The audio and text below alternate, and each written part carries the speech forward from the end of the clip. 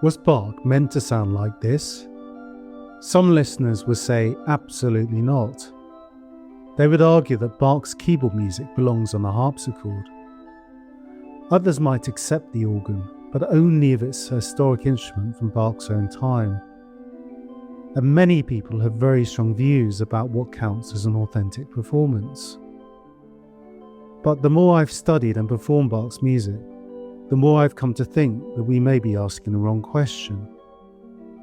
Because when we look closely at Bach's world, something surprising emerges. Bach was often far less rigid than we are. During the last century, musicians became increasingly interested in recovering the sounds of Bach's own time.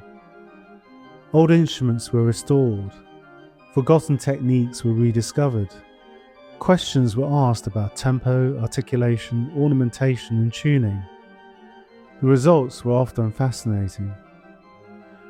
We understand 18th century music far better today than musicians did 50 or 60 years ago. But alongside those discoveries came a powerful idea. If we can recover enough historical evidence, perhaps we can discover how Bach actually wanted his music to sound. And that leads naturally to another question. Is there one authentic Bach? One correct sound? One correct instrument? One correct way of playing? The answer turns out to be more complicated than that. Let's start with one of Bach's most famous collections, the well-tempered Clavier. Today people argue endlessly about whether it belongs on a piano, a harpsichord, a clavichord, or even the organ. Yet Bach never called it the well-tempered harpsichord. He called it the well-tempered keyboard. Not a harpsichord, not a clavichord, not an organ, simply a keyboard. In Bach's world, that term clavier could refer to several different instruments.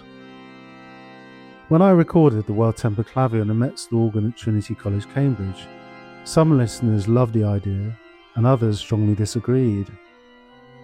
But what struck me was how modern the argument felt. We often assume that every piece belongs exclusively to one instrument. Bach's world wasn't always like that.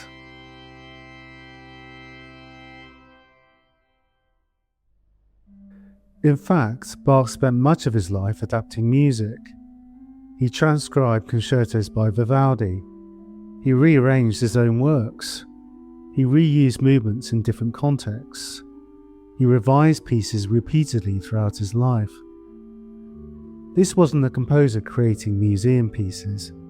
He was a practical musician making music work for different performers, different instruments, and different situations. The more closely we look at Bach, the more adaptable he appears. And that creates a problem. If Bach himself was constantly reworking music, why are we so certain that only one modern approach can be correct? The more evidence we discover, the harder it becomes to defend a single fixed idea of authenticity. The Goldberg variations provide another example.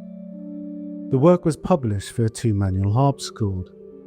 That's an important historical fact. But it's not necessarily the end of the discussion. Bach also knew the early pianoforte. He tested Silbermann's instruments and eventually spoke favourably about them. Would he have approved of a modern Steinway? Honestly, I have no idea. And neither does anyone else. The evidence simply doesn't allow us to answer that question with certainty. What history gives us is not certainty, it gives us possibilities. And that's an important distinction. The same applies to Bach's organ music. Today we think of the trio sonatas as organ masterpieces, and they certainly are.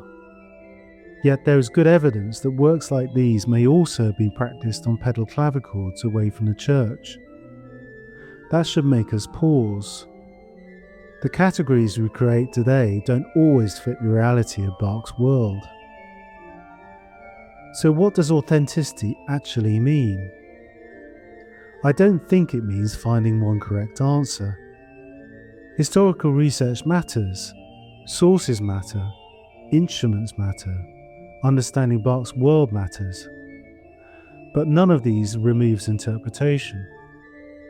Every performer still has choices to make: tempo, phrasing, articulation, registration, character. The goal isn't to eliminate interpretation. The goal is to make interpretation more informed.